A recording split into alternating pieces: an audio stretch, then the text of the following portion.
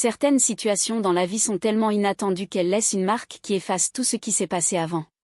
C'était le cas ce jour-là lorsque Steve, le fils de mon mari Eddie d'un premier mariage, est entré dans ma chambre de manière inattendue.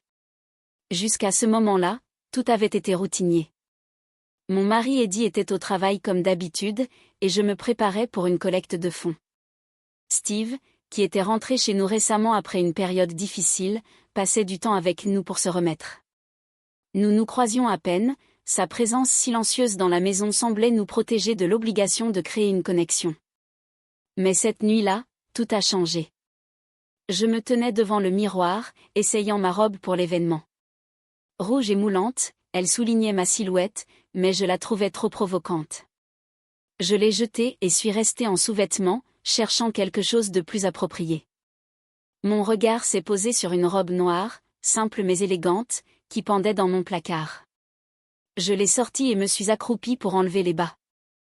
Le tissu glissait doucement sur mes jambes, laissant ma peau exposée. À ce moment-là, la porte s'est ouverte. « Hélène, tu es là ?» La voix de Steve se fit entendre, mais sa phrase fut interrompue lorsqu'il me vit. Je suis restée figée, son regard montant lentement du sol jusqu'à mon visage, s'arrêtant sur mes épaules exposées. Les joues de Steve rougirent instantanément et il se détourna brusquement. « Désolé, marmonna-t-il en trébuchant, manquant de renverser la lampe. La porte se referma avec un bruit sec, me laissant seule avec un mélange insupportable de gêne et d'anxiété. Mon cœur battait si fort qu'il semblait résonner hors de la pièce. Tout ce qui venait de se passer avait laissé une empreinte sur moi. Je me sentais vulnérable, mais en même temps, quelque chose dans ce moment me semblait différent, terriblement nouveau. Cet incident avec Steve ne m'a jamais quitté. Au dîner, lorsqu'Eddie parla de ses projets pour la semaine suivante, je hochai la tête, mais intérieurement, j'étais en ébullition. Steve était silencieux, à peine levant les yeux de son assiette. Son comportement avait commencé à changer depuis ce jour. Au lieu de son détachement habituel, il se retrouvait soudainement dans la cuisine lorsque je cuisinais ou assis dans le salon à me regarder en silence. Il y avait une profondeur dans son regard qui était à la fois effrayante et séduisante. Un soir, lorsqu'Eddie travaillait tard, Steve est entré dans le salon où je lisais un livre. Sa voix était basse, presque hésitante. « Hélène, puis-je te demander quelque chose ?» Je m'éloignai du livre et le regardai. Il se tenait près de la porte, éclairé par la douce lumière de la lampe de bureau, les yeux sombres et pleins d'émotion. « Bien sûr, répondis-je en essayant de paraître calme. Tu as déjà eu l'impression de ne pas être à ta place, que tout ce que tu fais n'est pas ce que tu étais censé faire ?» Ces mots me surprirent par leur honnêteté inattendue. J'étais confuse, ne sachant pas quoi répondre. Sa sincérité était à la fois désarmante et effrayante. J'essayais de trouver un indice dans son regard, mais il attendait simplement. Il ne répondit pas immédiatement mais s'approcha, sa grande silhouette occupant l'espace entre nous. Le silence devenait assourdissant jusqu'à ce qu'il continue. « Depuis que je suis revenu ici, je ressens une seule chose, tu es la seule personne qui me fait me sentir vivant. » Ces mots me frappèrent comme un éclair. Je me levai, essayant de garder mes distances, mais il m'arrêta d'un léger contact sur mon bras. Ses doigts étaient chauds, presque brûlants. « Steve, ce n'est pas bien, dis-je, mais ma voix trahissait mon trouble. Sa confession flottait dans l'air. J'aurais dû partir, lui dire que c'était impossible, mais au lieu de cela, je suis restée. Nous étions si proches que je pouvais sentir sa respiration. Il leva la main et toucha doucement mon visage, son regard demandant la permission. Je ne sais pas combien de temps s'écoula avant que ses lèvres ne rencontrent les miennes. C'était un baiser silencieux, doux, plein d'émotions contenues. C'était comme si le monde autour de nous s'était arrêté, ne laissant que nous deux dans ce moment. Le silence était écrasant, se répandant comme une couverture invisible dans la pièce. Après que nos mains se soient accidentellement touchées, je fixai l'écran de la télévision, mais l'histoire défilait devant mes yeux dans un kaléidoscope d'absurdité. Toute ma concentration était centrée sur le fait de ne pas laisser paraître le frisson qui s'était installé dans ma poitrine. Steve restait silencieux aussi, son regard détourné de l'écran. Je pouvais sentir qu'il ne bougeait pas, pensant à quelque chose. La tension était presque insupportable, mais je ne pouvais pas me lever, ne pouvais pas partir. Quelque chose en moi me poussait à rester et à attendre de voir où ce moment allait nous mener. La minute s'étira en une éternité. Je remarquai sa respiration plus lente, plus profonde. Il essaya de jouer la carte de la détente, croisant et décroisant ses jambes comme s'il ne savait pas où se mettre. Sa main reposait sur l'accoudoir, proche de la mienne. Je me levai, ce mouvement étant à la fois une tentative d'évasion et un geste désespéré pour comprendre ce qui se passait. Mais au moment où je me tournais pour partir, Steve se leva également, sa silhouette obscurcie par la faible lumière de la télévision. « L'attends, dit-il doucement. » Ces mots m'arrêtèrent. Sa voix était douce, presque suppliante, et je ne pus continuer. Je luttai pour me retourner, mais quand nos regards se croisèrent, je compris que je ne pouvais plus combattre la tension. Elle nous avait envahis tous les deux. Il s'approcha, son visage si près que je pouvais sentir la chaleur de sa respiration. La pièce devint insupportablement étouffante, comme si les murs s'étaient refermés, ne laissant que nous deux. J'ai réfléchi longtemps à comment dire ça, parla-t-il lentement, comme s'il luttait avec chaque mot. Mais je pense qu'on sait tous les deux. Je voulais m'opposer, mais les mots restaient bloqués dans ma gorge. Ses yeux étudiaient mon visage, chaque respiration trahissant ma confusion. À ce moment-là, je réalisais que je ne pouvais pas détourner le regard, comme si une force invisible m'attirait. Soudain, il se pencha si près que mes cheveux frôlèrent son menton.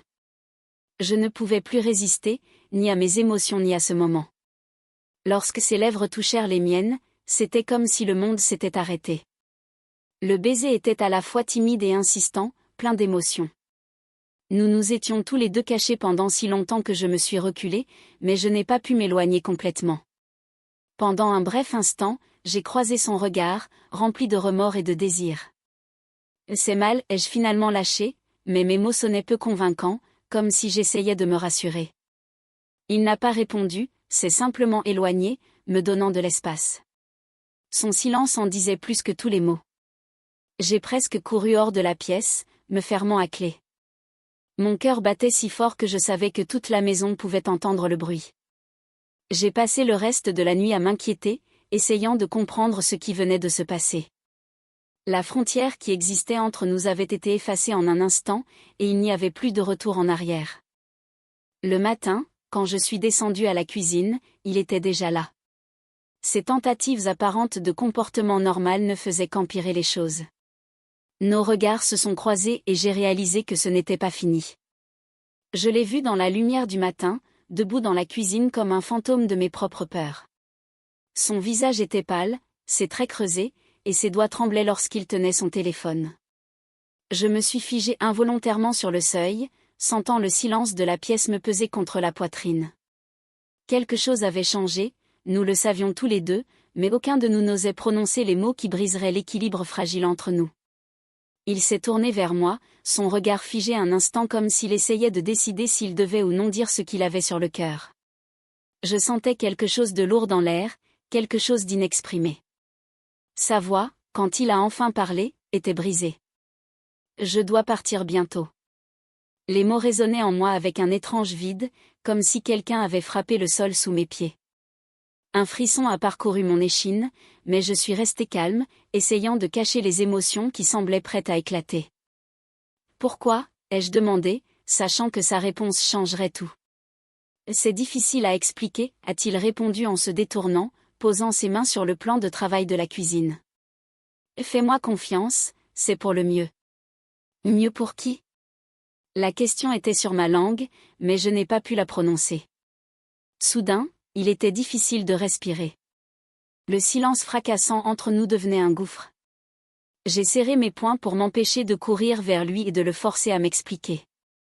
Au lieu de cela, je me suis retournée et quitté la pièce, sentant les larmes me piquer les yeux. Plus tard dans la journée, je l'ai trouvé dans le jardin. Il était debout, les bras enroulés autour de l'un des supports en bois de la pergola, semblant comme si ce coin de la maison était son seul refuge. Je savais que je devais être honnête, même si une voix intérieure hurlait de laisser les choses telles qu'elles étaient. Mais je ne pouvais plus me taire. « Et tu vas vraiment partir ?» ai-je demandé, m'arrêtant à quelques pas de lui. Il s'est tourné lentement, ses yeux rencontrant les miens, et j'ai vu de la douleur, une douleur réelle et profonde. Oui, a-t-il finalement répondu. Je ne peux plus rester ici. C'est à cause de moi? Ma voix était plus faible que je ne l'avais prévu. Son silence en disait plus que tous les mots. Steve fit un pas vers moi, sa main se tendant faiblement mais tombant comme s'il avait changé d'avis. Une douleur sourde a commencé à se former dans ma poitrine. Pourquoi ne pouvait-il pas simplement me dire ce qui se passait vraiment?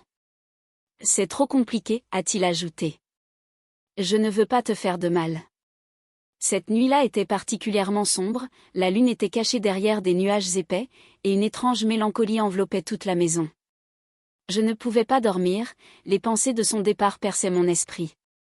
J'avais l'impression de perdre une partie de moi à chaque pas qu'il faisait, et ce sentiment était insupportable. Lorsque j'ai entendu les escaliers grincer, j'ai su que c'était lui. J'ai quitté ma chambre et l'ai trouvé dans le salon. Il était debout près de la fenêtre, regardant dans le vide de la nuit comme s'il cherchait des réponses. Je me suis approchée et il a tourné la tête, me remarquant. Nous n'avons pas dit un mot. Je ressentais quelque chose se briser à l'intérieur de moi, comme si les barrières invisibles que nous avions tous les deux travaillé à bâtir s'étaient fondues. Steve s'est rapproché de moi, sa main effleurant la mienne. Le contact fut un choc, un rappel qu'il y avait encore plus entre nous que nous n'étions prêts à l'admettre. Son regard était intense, mais il y avait tellement de désir et de regret dedans à la fois que cela m'a coupé le souffle. « Je ne peux pas te quitter », a-t-il finalement soufflé. Ces mots étaient la confession que j'attendais, mais je ne savais pas si j'étais prête à les entendre. Son visage était si près et à ce moment-là, j'ai réalisé que tous nos sentiments retenus, inhibitions et doutes n'étaient rien comparés à ce que nous avions en commun. Il n'y avait qu'une ligne fine entre nous, une ligne que nous savions tous les deux sur le point de franchir. Ses mains ont trouvé les miennes et ce moment fut l'apogée de la tension qui s'était accumulée entre nous pendant des jours. Tout le reste, les mots, les doutes, même la maison elle-même, avaient cessé d'exister, seuls nous deux absorbés dans ce moment réel. Le lendemain matin, tout semblait différent. Les rayons du soleil à travers les rideaux semblaient purifier l'air. Il était encore là, toujours sur le point de décider de partir, mais maintenant il n'y avait plus de tension secrète entre nous. C'était un moment de clarté, mais aussi un moment de décision. Je savais qu'il partirait, mais maintenant j'étais sûre que ce n'était pas la fin. C'était juste le premier pas dans l'histoire que nous devions écrire ensemble.